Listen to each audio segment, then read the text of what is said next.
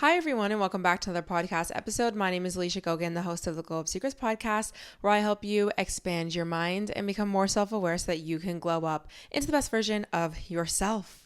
Hello, how are we doing? I hope everyone is fantastic. Today, we're going to be talking about emotional maturity and how to not let your emotions ruin your day, things that I have learned on my journey. But I just want to really quickly just say I am coming off of a extreme high because I recently just went to go see Tate McRae in concert in Toronto.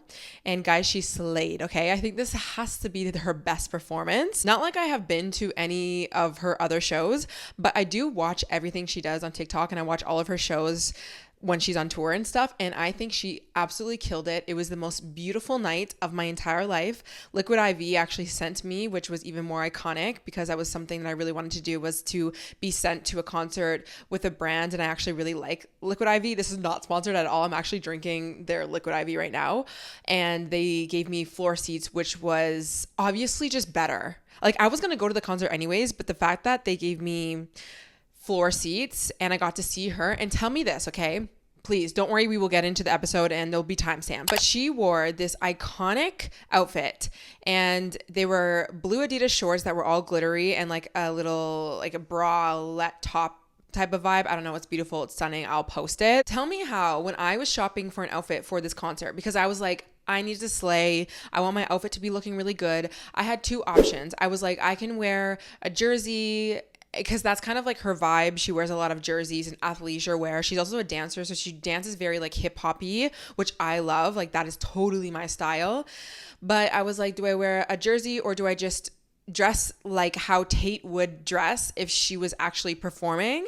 And so I ended up going to Adidas and finding these baby blue Adidas pants, and I was like, okay, I'll wear this with like a bikini top. But I ended up not wearing it because it wasn't as comfortable as the jersey situation, and the jersey slayed anyways, and it was definitely different than a lot of people's outfits, so we love that. But tell me how she gets on stage and she's wearing those pants, but the short version, and of course they were all glittery. I almost died. I literally almost died. I feel like she's my soul sister. I absolutely love her. She's such an amazing performer. And if you have not listened to her music, please go. What are you doing? Anyways, I say all that because I'm on a very high right now. I am very, very happy. But let's get into today's episode. You guys, actually, I made a little post on the podcast Instagram. If you're not following there, definitely go follow because I do a lot of polls and ask you guys questions. You can submit your advice. And it's the Glow Up Secrets podcast Instagram. And you can follow me on my regular Instagram as well, Alicia Gogan. But I asked you guys what you wanted to see, and you guys basically equally said all of them. But I had three in mind. I've been having this episode in mind, okay? Like, I've been saying this. If you guys know, then you know. But it was like about emotional maturity. There was an episode about life advice for your 20s, which I think I'm going to actually change to confidence advice for girls in their 20s, because I ended up looking at all the things that I compiled, and it's mainly like confidence based, but I think it's going to be a really good episode. I think I'm going to record that tomorrow. And then also how to be productive when you have like ADHD, mood disorders, neurodivergency, things like that, because I've definitely struggled with that. And I have been very successful being somebody who has struggled with some of those things. So anyways, you guys all voted, but we're just going to start with the emotional maturity because I feel like that's very needed. Now, why do I feel like being emotionally mature and understanding your emotions and having a different relationship with your emotions is really important to work on? Is for many reasons. One being, honestly, a lot of us don't know how to have a healthy relationship with our emotions. And if you don't have a healthy relationship with your emotions, your body will start to tell you. Your body will start talking to you. If you have not already read the book, The Body Keeps a Score, then definitely read it, because your body will keep the score. If you do not process your emotions, if you do not regulate your nervous system, if you do not let your emotions out, if you do not deal with the trauma that you've been through in your life, which we all have, big or small, that will catch up on you, and you know that. So there's that. But also, if we want to have new outcomes in our lives, if we want to be the best version of ourselves, if we want better relationships, if we want more money, if we want success, if we want to like break through these barriers and cycles and all of these things, we're going to have to respond differently. We're going to have to not get caught up in the same feelings that we always do, the same triggers, right? Because those are the things that keep us stuck. We are trying to do something in our lives and then something comes up and, oh my God, the end of the world, or oh my God, this is happening again. again, or oh my God, this is the same, da da da. And then you respond the same way, and then that leads you to the same thing in your life. So for me personally, I think the benefit of really like learning how to be emotionally mature really does get you out of the old version of you and into the new version of you, which is what we all are wanting in some capacity in any area of our lives. So let's talk about the things that I have learned on this journey of becoming more emotionally mature that has really helped me change the relationship that I have towards emotions. And this will be relevant to in the moments when you are feeling emotionally triggered. But I also want to talk about things to keep in mind for you to continuously be resilient through your days, so you are less susceptible to being emotionally triggered all the time and letting your emotions just ruin your day. So the first thing, and this is something that I learned at the beginning of my like deep healing journey, not my self-improvement journey, but my healing journey around 2020, I would say end of 2019 to 2020, when I really got into feminine energy and trauma healing and inner child healing. I had been doing a lot of self-improvement, but I didn't go really deep into that aspect until around that time, because that's when I actually had like a lot of chronic illness as well. And it was such a huge overlap. I talk about it in my book, The Ultimate Glow Up Guide, which I will probably like reference a lot. And this is a great start to really getting in touch with the deep parts of you. But anyways, during this time of my life, I learned that I went through life really demonizing emotions, really suppressing, of course, and not saying how I felt, being around a parent who taught me to suppress, being afraid, being shy, and just being really annoyed when I would have feelings that I couldn't control, or I would just let my feelings, my emotions, these negative emotions, let's say, really dictate my entire day. If someone didn't text me back, I would feel a certain way, and then I would just spiral into that. Or if I just like woke up one day and my mood wasn't really good, I would like use that as like a dictator of my entire day, and I would just like be in such a bad vibe because I was feeling this thing. Like I told myself I shouldn't be feeling this way, or it's wrong that I am, or how do I fix it? Like it was very much so like very opposing myself. I was always in opposition of my feelings, these negative emotions, sadness, depression, anxiety, all of these things. And the best thing I ever did, and I mean seriously ever did, was to essentially de-armor emotions, aka negative emotion, because we're never mad about the fact that we're happy.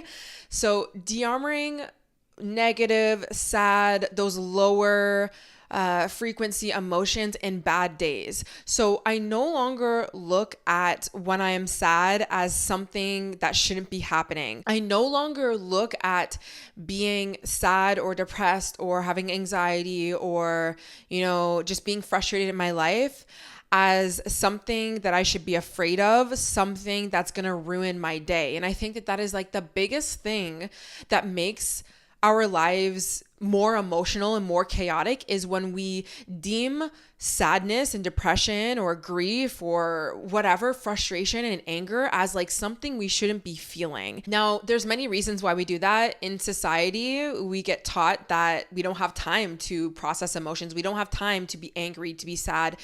Just suppress it. Just, get on with your life type of energy. But unfortunately, that's the society we live in. But really and truly, you still feel those things, and things happen, and you're a human being. For me, I also, like I had mentioned, was around a parent who didn't know how to emotionally regulate themselves, but also a child. He was very suppressed in his life. So I was taught to suppress my own feelings and my own emotions, those natural things that come up, especially as a child. So when you're a child and you need to express yourself, you need to cry, you need to let it out, you need to be afraid, you need to, express whatever you need to express, but you don't have the space to do that, and you don't know how to regulate yourself when you are feeling sad. What ends up happening is, many things can happen. You might like always just be like having these outbursts, or maybe you suppress everything and you're really shy and you put things, you don't say what you really feel, and then you don't have any boundaries in relationships, and then that can be a whole entire mess. So there's many reasons why we have been taught that emotions are bad and wrong. And I need you to understand, if you're going to be emotionally mature, that it's actually okay that you feel the way that you feel, and own that and honor that and accept that and embrace that as a part of being a human being. And that's just something that really makes me feel very emotionally mature, is to own the fact that, I have anger sometimes, and yeah, I get sad sometimes. And you know what? I'm not going to be afraid because somebody else told me to be afraid of those emotions, or somebody else told me I shouldn't feel that way. I am a human being. I have these things come up sometimes, and I no longer need to be afraid of it because I'm going to do other things in my life that are going to support me now versus what has happened in the past. Now, this leads into my second thing, which really does set you apart from maybe being more immature when it comes to emotions versus mature, is understanding that your emotions, your feelings about things, your triggers, they're all information, okay? They are very clear indicators of many things.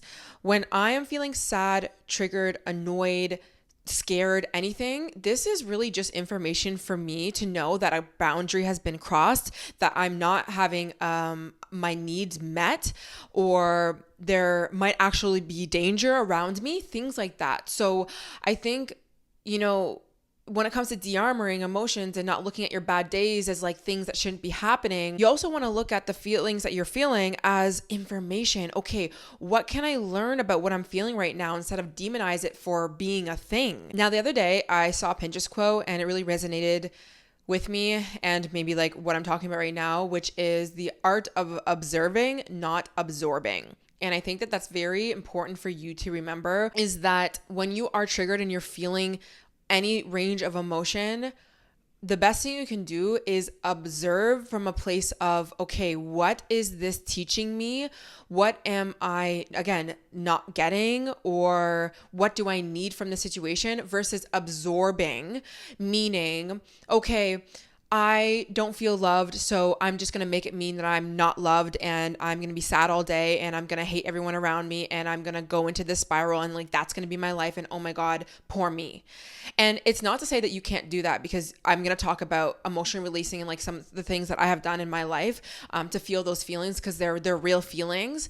But what I like to do when I am feeling triggered or anything is really just looking at it from kind of like an outside perspective and observing the situation, being like, what need do I need right now that I'm clearly not getting met? What boundary is being crossed? What do I actually want and need outside of this? Because right now the feeling that I'm feeling is information and it's telling me something. And I can give you a quick example. Let's say you are in a relationship and you're currently being triggered by your man not showing up the way that you are hoping he would, or, like he disappointed you some way, or he didn't show up, or he didn't do whatever. That is going to trigger you into some sort of like range of emotion, right? Maybe you have anger, maybe you're sad, you're feeling lost, whatever it is.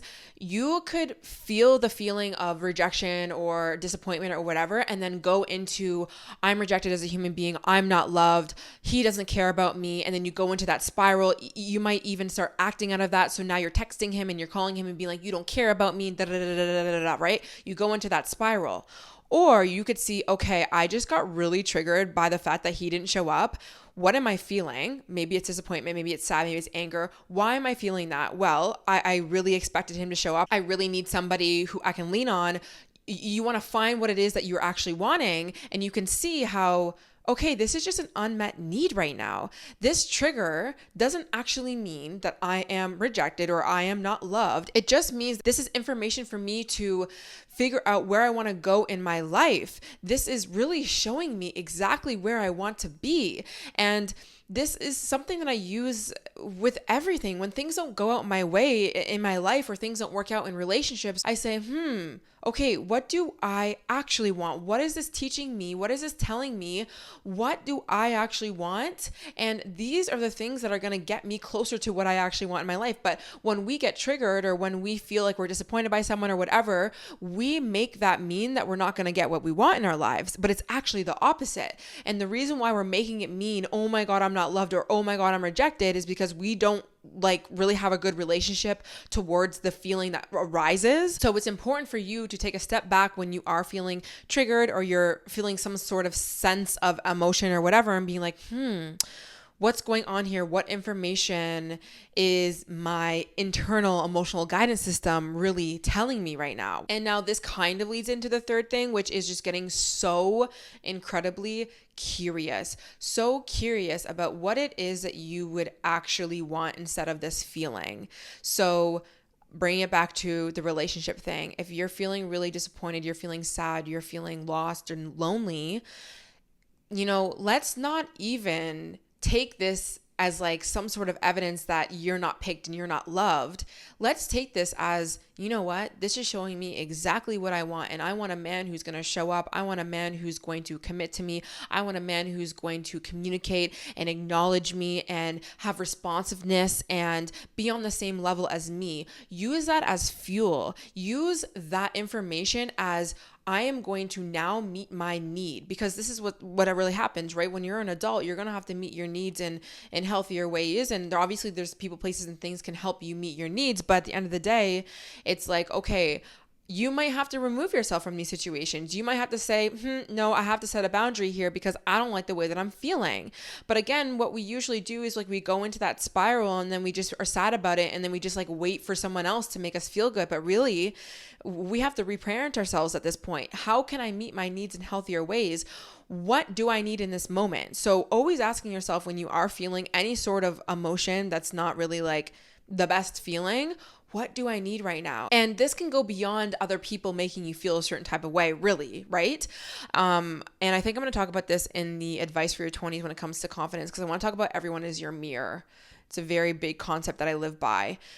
I'm not going to talk about it in this episode, but make sure you're subscribed because I will talk about that. But it could be simply like things that you're doing also and contributing to your own happiness that you're maybe not even fully seeing. And what I mean is like, okay, if I'm not feeling like really happy or I'm triggered all the time or I'm getting like really annoyed by things, well, what are the action steps that I am actually currently doing in my life that might be contributing to me in my mood? Am I on my period? Did I drink? Do I have anxiety? Am I not showing up for myself? Am I not committing to myself? Am I not respecting myself? Do I not have boundaries? Have I not put those things in place for myself? Have I not protected myself enough?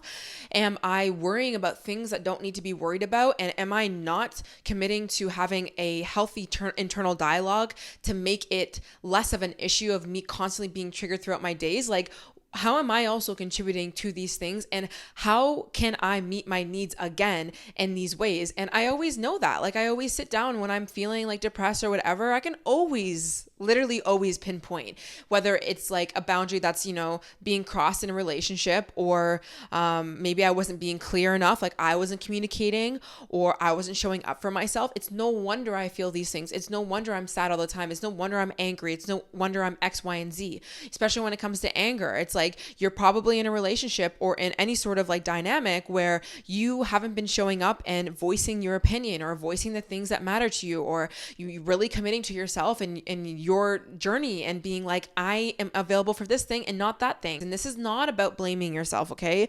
Quite frankly, you've probably not really been like taught skills to even meet your needs. I mean, a lot of us have had parents that just didn't even know how to meet our own needs, let alone theirs.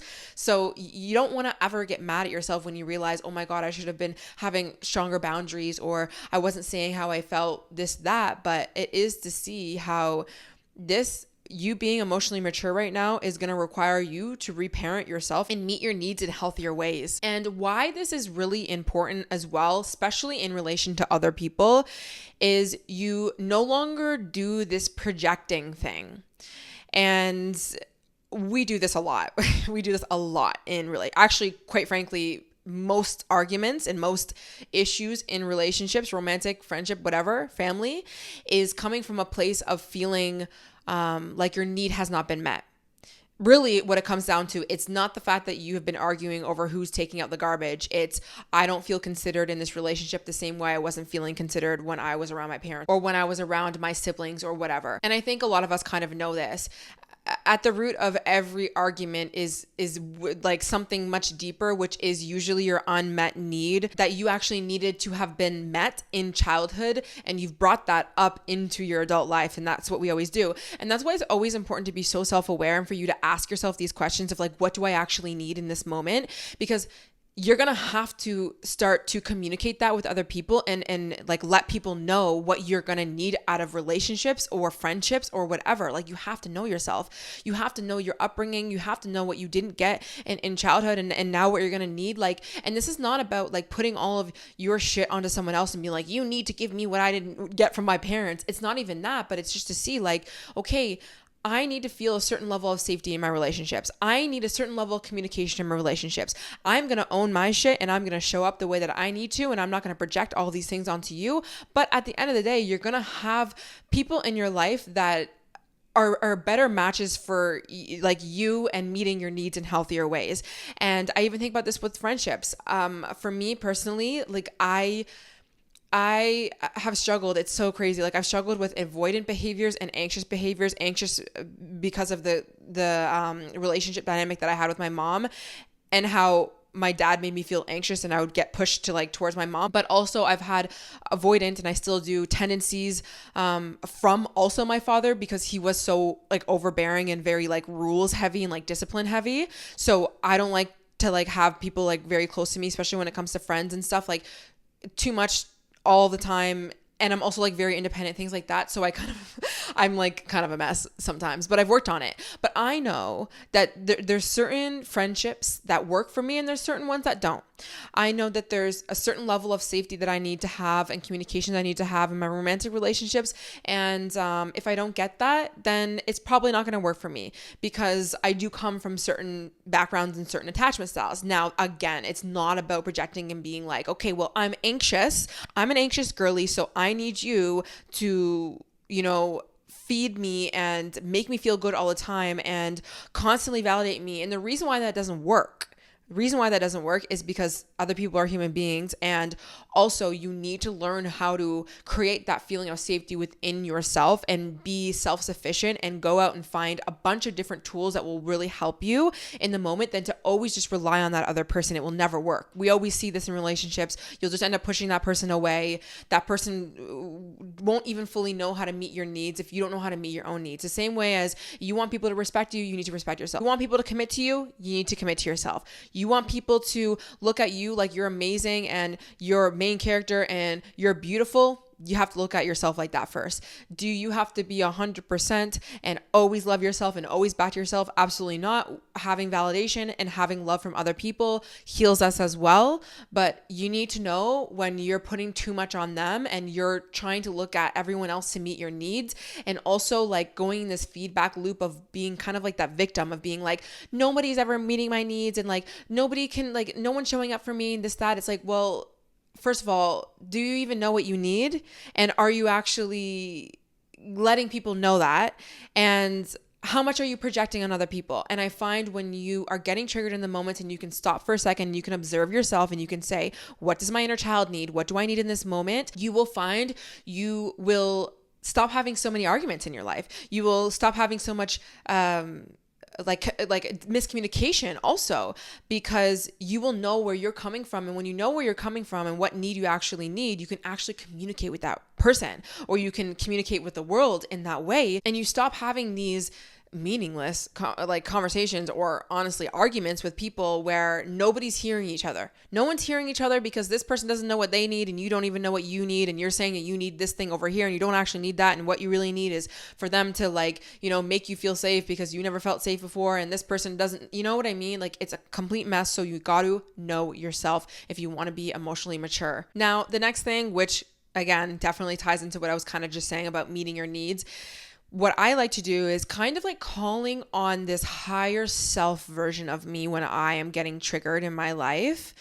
And for you, you could just think about this as you reparenting yourself. You have an inner child that might be really emotional right now, and you're going to step in as that adult version of you, the big sister version of you, whatever you want to think, honestly. I talk a lot about just reparenting yourself in my book, so I use the word parent. For me, I do think higher self makes sense for me when I'm like feeling into it, because I feel like I tap into this wisdom of knowing what I need to say to myself and like what I need for myself. But maybe for you, it's like that big sister energy, but kind of differentiating your consciousness when you are getting triggered can be very helpful. Because if not, then you're going to like let the young child engulf you in this emotion and you not feeling enough and you feeling sad and abandoned the way you felt abandoned in childhood. Like that's where those feelings are really coming from. So understanding where those feelings are coming from can be very crucial, and seeing how it's just really your young self or that part of you that felt, abandoned or rejected once in your life. And it's really actually not what's happening in your current reality, even if somebody is, let's say, doing similar things.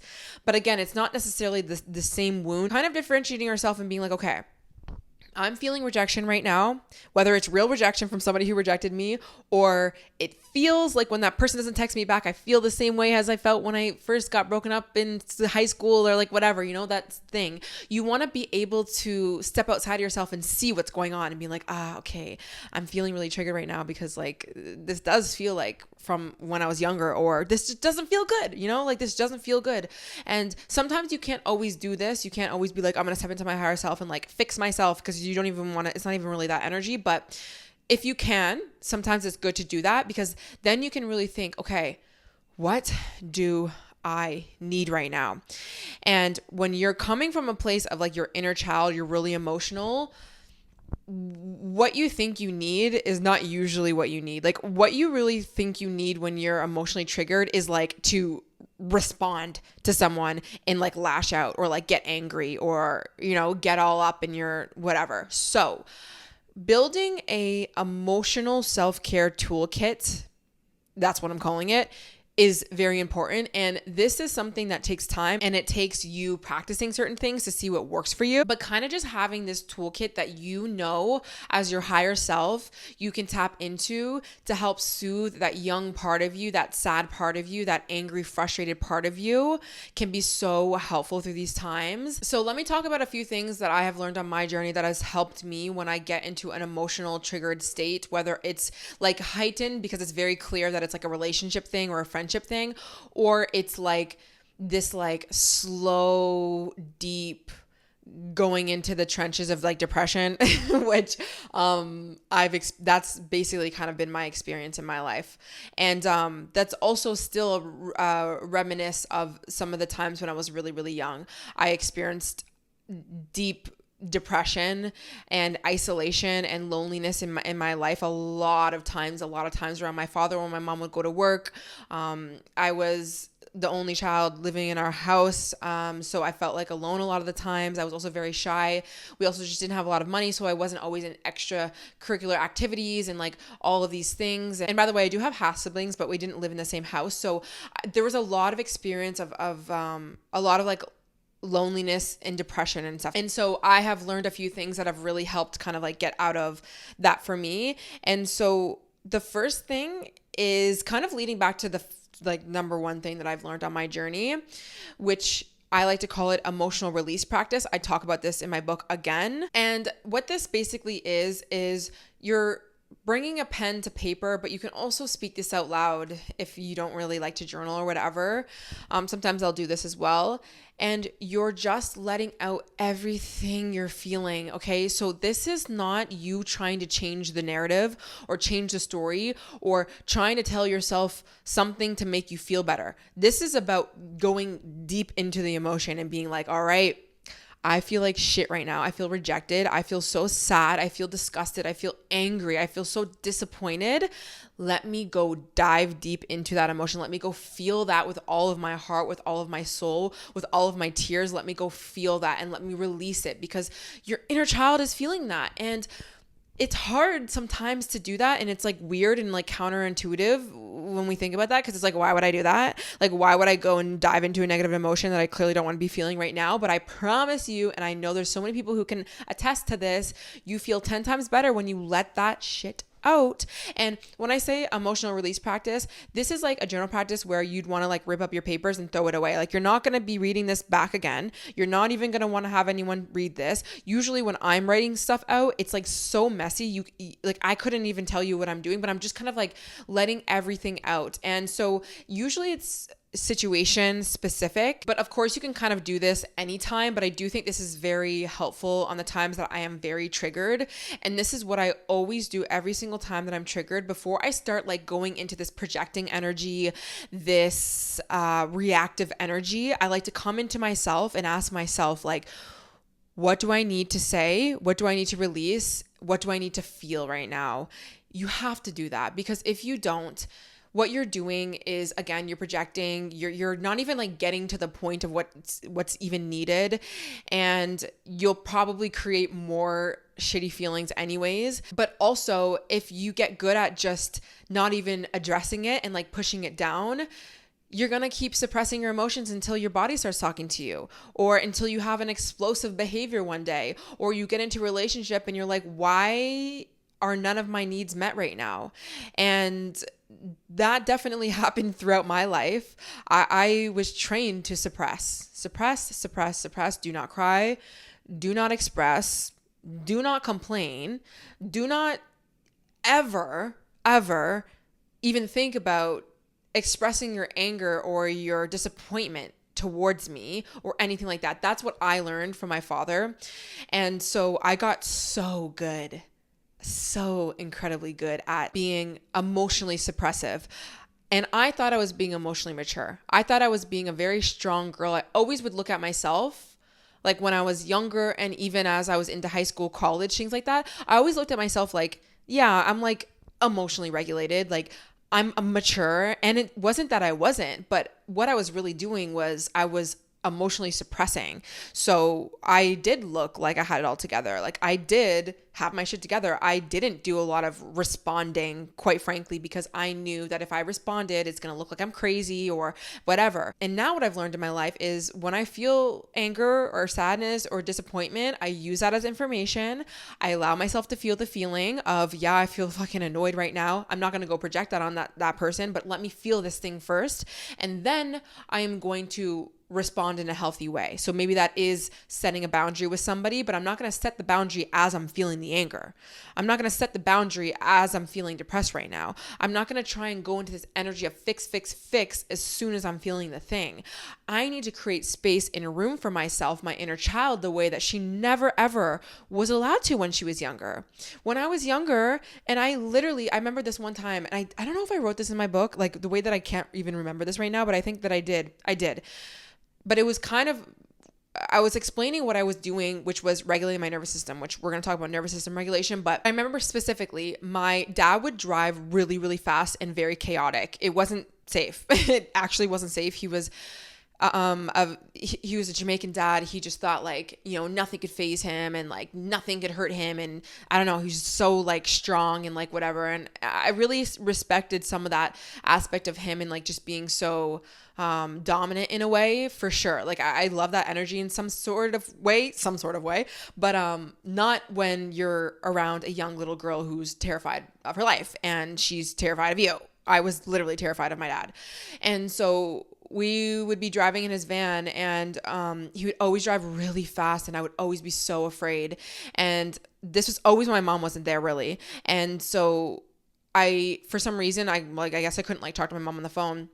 But I was watching because I was so hyper aware. And this is what you do when you're around parents who are either instilling fear in you, whether they know it or not, or they're chaotic or they're under the influence of something, which is fight or flight, which is lots of trauma, which is what I have literally, my nervous system has been trained to do that around my father and then around my mother when she was going through her addiction. So I, from a very young age, was like always like hyper aware, and he was driving like a maniac, and he almost like hit a pole or something. And I was like, the whole time I was so afraid, obviously so incredibly afraid, that I can only just imagine like what my nervous system was like holding in. And I was holding in this fear and this like anger and this like, oh my God, maybe I'm gonna die, like everything, all of the ranges of emotions. I held all of that in as I watched him almost hit a pole, and then he like swerved, and I still didn't say anything. That's how afraid I was, and that's how good I was at suppressing my emotions. But the problem with that is my nervous system didn't recover from that because I didn't release that.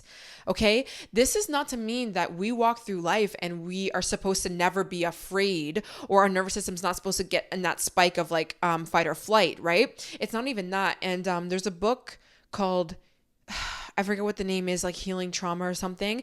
And it explains the primal nervous system regulation that kind of happens with us as humans and in animals. And when you're in fight or flight, like when that tension does build, in order for your nervous system not to stay stuck in the fight or flight, for you to then go on in your life being afraid of everything, the way that I was afraid of everything would be, let's say, first for me to feel comfortable, even like yelling, screaming, saying something, or like feeling safe. Obviously, the whole like the best thing would be to never have that happen. But for some reason, let's say that did happen, for me to feel safe enough to even like express what I was feeling, which was like being really afraid in that moment. But also the aftermath of, let's say, yeah, maybe I started crying and letting that out, and like letting the fear and the terror and all that out, but also for my father to soothe me. Right? For my father to be like, I'm so sorry. Like, that's never going to happen again. Like, explain the situation. That's the shit that we don't get in childhood. Okay. And that's kind of a little bit extreme, although I've gone through more extremes than that, but those things happen on even smaller scales in our lives, especially as children.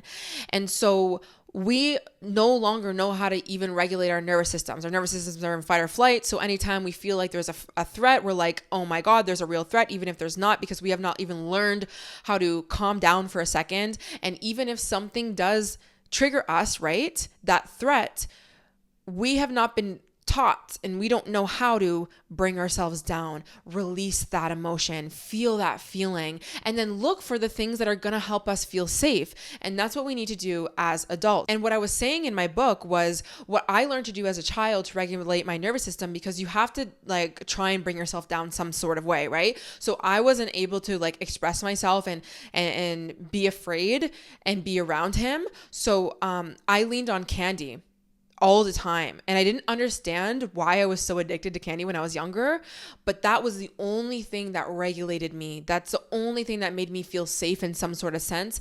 Anytime that I was even outside of my own home environment where I was overwhelmed because of the things that I was experiencing at home, obviously like my nervous system wasn't really strong enough to kind of go out into the world and like be dynamic with people and like be in secure attachment styles and like, you know, not be so afraid and things like that. So when I would go out into environments outside of my like little like home, I would always be thinking of candy, And that was the thing that soothed me. And again, I talk about that in my book a lot. So as an adult, when I am getting triggered, maybe it's not the car thing because I'm not with my dad anymore, but it's something similar that makes me feel similar to the car thing. I'm going to recognize what this thing is, and I'm going to recognize what it's feeling within me. And I'm going to give myself what my father did not give me.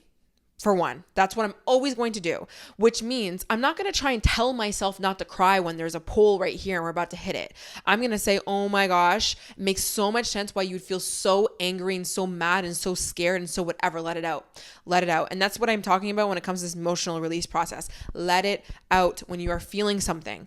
And then what I like to do is like, okay, what do I need now? What do I need so that this car situation doesn't happen again? What do I need so I don't get disrespected in my relationship again? What do I need in the moments when I'm feeling alone and depressed and bored, instead of eating candy that's going to make me feel like shit, or smoking, which is just going to suppress more things? What do I need in healthier ways? Now, there's many ways to meet your needs. Again, this is going to be very dependent on you and what works for you. But usually when I sit with myself and I do that emotional release practice, and by the way, like you might need to see a therapist, you might need to speak to a friend to do this kind of stuff. Like that's another way you can obviously let your emotions out, or you can like write little notes out, but not send it to people. I process a lot of things on my own, and you know, there's a balance between like always like dealing with your shit alone and like needing like other people and leaning on people. Like you definitely need to do that. I'm not really promoting just doing everything on your own, but I kind of like to do that usually in the moment. And then I like to do things that will kind of regulate my nervous system to allow me to then respond if I need to respond, or like set boundaries. So that might be things like doing guided meditations to bring like my actual like body sensations back to like let me just breathe for a second here, and like let me just like signal to my body and my brain that everything is going to be okay and that I'm very safe. So I do guided meditations when I'm feeling triggered. I will link the ones that I love on YouTube that are free. Breath work is also really good. Of course, talking to a friend, of course, going to therapy, of course, even listening to like a podcast with like affirmations, those type of things can be really, really helpful. And let's talk about two other things that I think that I tap into a lot, but I just want to make a disclaimer. When you are feeling triggered or you're emotionally like distressed, this is not always going to work to do some of these things, and you might really need to like just feel and just like be with yourself. And this is why I always do the process of like emotional releasing and like not trying to like forget what I'm feeling or like tell myself affirmations, because I think it's so incredibly important that you release this from your actual body, the way that I was kind of explaining when it comes to like nervous system dysregulation. And I think every somatic therapist would probably agree with me that you want to do that like body somatic work before really anything else. Okay, sorry, my camera heated up because I was yapping too much, but I kind of forget exactly what I know what I was saying, but from where I left off. But anyways, the last two things I feel like I call on a lot in terms of like not letting my emotions really dictate my entire day. Because you know those days where you just like, for whatever reason, like a trigger can turn into your whole entire day, or it could just not, and you can just observe it and you can just take the information and the wisdom from it and you can kind of keep stepping. So in order to keep stepping, there's two main things, but there's a few things within those things. One is remembering the truth of who I am and what I get to have in my life. And this is really calling on my higher self energy, like really these messages from like what I truly know to be the truth of what gets to happen for me in my life. So this is like definitely pertaining more to like relationship stuff, things like that. Again, realizing like, okay, I'm not actually rejected just because I'm feeling this way, or my life is not over just because I'm feeling depressed today, or my health is not in shambles just because I'm experiencing a health issue right now. Like really using that like logical part of me. Now, I'm really good at just being able to tell myself that because I feel like this is my job. But if you are struggling, find those people who remind you of who you are, remind you of what gets to happen in your life, remind you essentially like affirmations of like that you are safe, that you are loved, that you are chosen, that you can change your life, that things can change, circumstances don't matter, all that kind of stuff depending on what you're into. And if you know what I mean by circumstances don't matter, then you are on my side of the internet. But I like to watch YouTubers, podcasters. I like to write out my affirmations. This is something that I do every single morning. Journaling, which I kind of talked about in last week's episode, but really cultivating that higher self wisdom voice within me. You need to really have this when it comes to even outside of just like having those emotional days, right? Like you got to be thinking good thoughts. You got to be reminding yourself what gets to happen in your life. You got to like talk yourself out of these spirals sometimes. Like, yes, you can, feel your feelings and that, but then it comes a point where you have to tell yourself a new story, but also like, yeah, you can get people to kind of tell you that you're going to be okay, or that you're not rejected, or they love you and that, but at the end of the day, it's going to be up to you. You're going to have to be that higher self, that best friend, that mother, that whatever you need, that voice of reason. So obviously it depends on what it is that you're feeling emotional about, but doing your best to reframe the story, reframe the situation the best you can. But I do find it's really hard for you to even do that when your nervous system is very overwhelmed and you're triggered. So doing the emotional release, letting yourself feel, doing the breath work, the guided meditations, things like that can help you so that you can even like tap into that wisdom, because sometimes you can't, and nor should you. You don't have to skip the whole like feeling your feelings thing and going right to, oh, I'm going to tell myself a new story. I feel like I did that a lot in my like self-improvement era in my life. And what I actually needed to do was just feel my feelings and understand that just because you're feeling your feelings, it's not going to be the end of the world. You're not going to mess anything up. You're literally going to get exactly where you need to go if you actually feel your feelings versus what you've been taught. So there's that. And then I really like to focus on moving the current energy that I'm in. So when I'm triggered, when I'm feeling depressed, when I'm feeling anxious, when I'm waking up and feeling like I kind of feel like I know I'm going to have that day, or like somebody said something where it's just like, and I really did talk about this in last week's episode, how you are only one decision away from making the right decision. So I would suggest going to listen to that episode if you haven't already. But I really like to kind of like take action when I'm feeling some sort of way, because if you don't, you will dwell, you will feel, you will be in that. And although you got to know when that time is warranted and when you really need to, sometimes it's just like we don't need to. And so I really like to get outside and move my body and like not distract myself, that is the wrong word, but really detach from the thing at hand. Because usually like why you're being emotionally triggered or you're feeling some sort of thing is because you're thinking about the thing, right? You're playing the story out in your head. You're like focusing on it. You're trying to figure out how to change it. Blah, blah, blah, blah, blah, blah.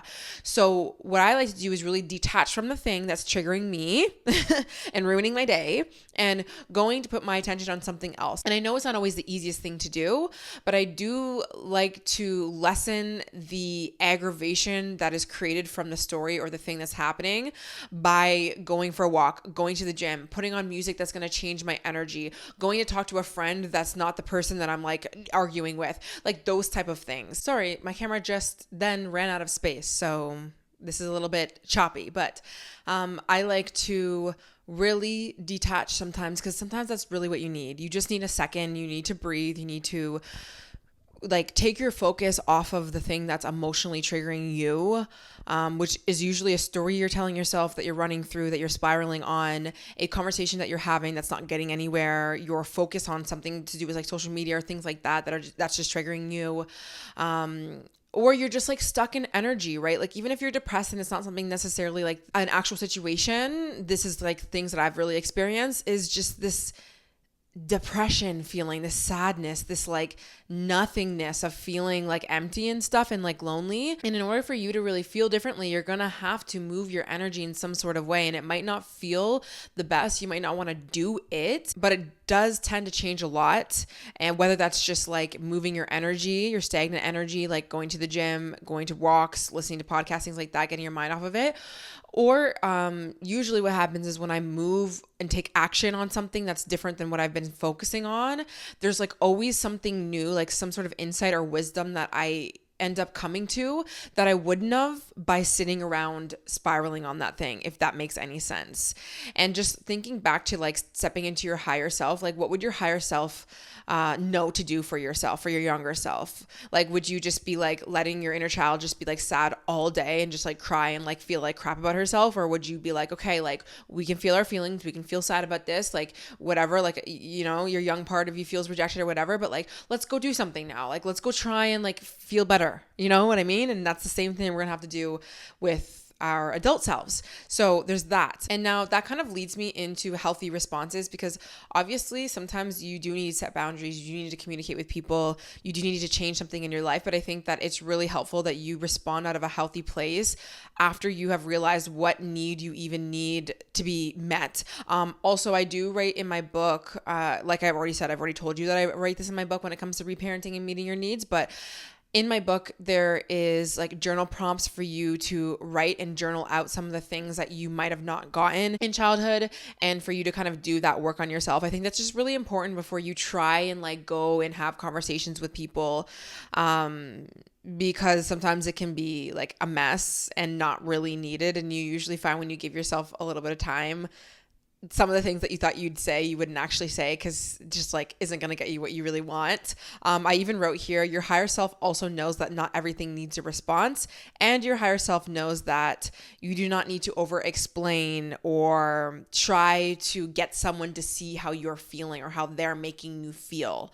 It's not to say that you can't communicate, but I think that you need to deal with what you are feeling and not getting, and really be with yourself, because that's the only thing that really matters. Like, ain't nobody going to really meet your need the way that you can. And I mean that by like, you need to figure out what you even need to even tell somebody how to meet it, like that. But also, again, when you're like over explaining, when you're telling somebody how they're making you feel and this, that, a lot of the times those people, places, things, whatever, I guess people are not going to be as responsive as what you're actually deeply looking for. Because the most of the time when you are coming from this place, like usually it's like defense energy, right? It's like you're opposing them, you're telling them how they are making you feel and they're doing everything wrong and this, that. And I find that once you calm down and you be with yourself, you can then kind of show up a little bit better in your relationships and express from a place of like, hey, like I realized that this is something that triggered me because I felt the same way as I used to, and I'm looking for this in this relationship, and I felt like I wasn't getting that. And it's not even about like you need to change your entire personality, your entire way you're showing up in this relationship, but I'm starting to see how like this information that I'm seeing within myself is showing me that I need this type of container, I need this type of communication, and I need these things in this relationship. And that kind of leads room for exploration with another person versus being like, you made me feel like this and you need to change, because that's not really how anything is going to change in a way. And then you have to obviously see maybe that person is not willing to change or has the capacity to be able to even give you what you need. But then you decide, you know, if you're going to have that boundary or not from this very embodied, very mature place, but you're not really going to be able to do that when you're triggered. And I guess the last thing I'll say when it comes to communicating with people in healthy ways or like responding in healthy ways, like I said, not everything needs really a response. A lot of things don't need the over explanation of things or like telling them how they made you feel or whatever the case. It's just kind of like expressing that I'm feeling like this, and I'm not even needing you to change me or you to fix me or you to make me feel happy. I'm not looking for that, because we're not looking for that. We're not looking for that when we're emotionally mature, because at the end of the day, we need to be self-sufficient. We need to learn how to meet our needs in healthier ways outside of even this one specific person.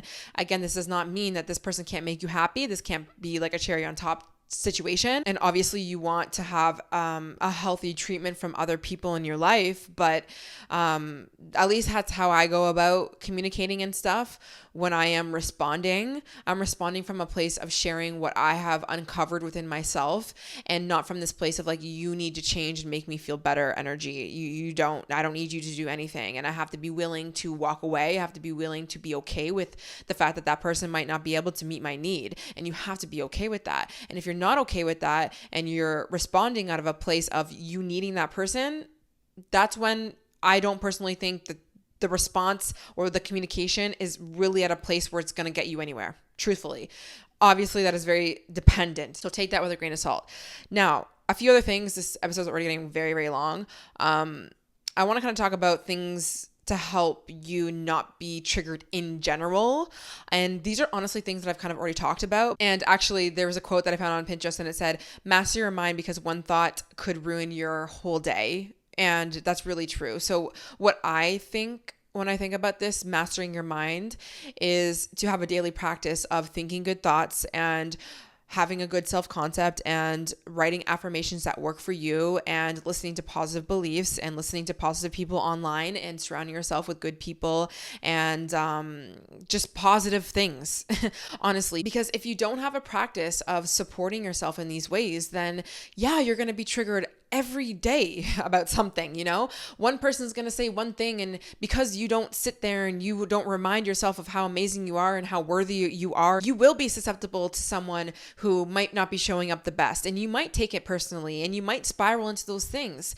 And it's not to say that just because you have a general practice or you have affirmations or you speak to yourself kindly that you're not going to ever feel rejected, but majority of the time I'm not getting offended by most people, and I'm not taking most things personally because they're not. But the reason why I don't take things personally is because I have had a practice of not taking things personally and reminding myself I'm amazing, and whoever over here wants to judge me, or whoever over here doesn't choose me or doesn't want to love me or doesn't want to show up for me, it's not me. It's not a me issue. I can own the things that I have participated in a relationship, for sure. I'm not saying I'm perfect or flawless, but I'm not about to take things personally. And if I'm not somebody's cup of tea, I'm not somebody's cup of tea. But if you don't have those practices, if you don't think those thoughts about yourself, you will, when one person says one thing, turn it into this whole, oh my God, I'm a victim. Oh my God, I'm not loved. Oh my God, what's wrong with me? Oh my God, oh my God, oh my God. And you don't need to be doing that.